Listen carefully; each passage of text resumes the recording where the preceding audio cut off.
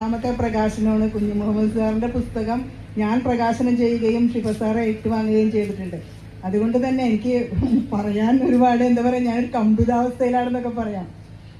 വേറെ മീനിങ് ഒന്നും എടുക്കണ്ട, എങ്കിൽ കൂടി ഒരു വൈബ്രേഷൻ ജസ്റ്റ്.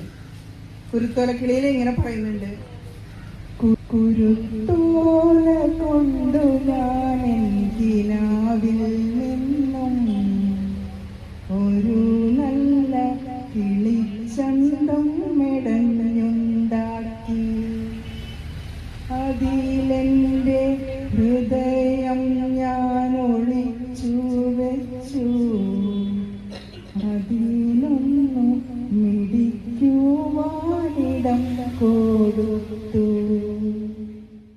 അജിത്രി ബാബു എഴുത്തുകാരൻ ഷിഫാസ് അക്തറിന് പുസ്തകം കൈമാറി പ്രകാശന കർമ്മം നിർവഹിച്ചു. വാസ്കോ ക്ലബിന്റെ നേതൃത്വത്തിലാണ് പ്രകാശന ചടങ്ങ് നടത്തിയത്. 5ാം ക്ലാസ് മാത്രം വിദ്യാഭ്യാസമുള്ള കെ സൗജത്തിന്റെ മൂന്നാമത്തെ നോവലാണ് ആഴി.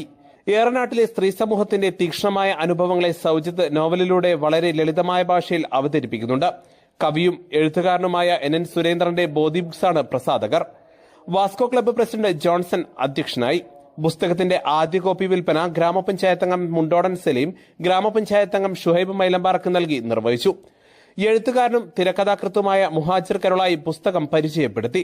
ചടങ്ങിൽ ബ്ലോക്ക് പഞ്ചായത്ത് അംഗം ടി സുരേഷ് ബാബു, ഗ്രാമപഞ്ചായത്ത് അംഗം CP മുഹമ്മദ് കുട്ടി, NN സുരേന്ദ്രൻ, J രാധാകൃഷ്ണൻ, കുഞ്ഞു Muhammad Anchachavadi, UBK Chandrasekharan, Sharafuddin, Mujeeb Rahman Karulai, UP Pradeep, Sudheer Venkata, Sheeba Poozhikkuth, KRC Nilambur, Vilasiniyamma, Bapu ചോളമുണ്ട, KP Abdurahiman, KP Naseer തുടങ്ങിയവരും വിവിധ വായനശാല ഭാരവാഹികളും സംബന്ധിച്ചു.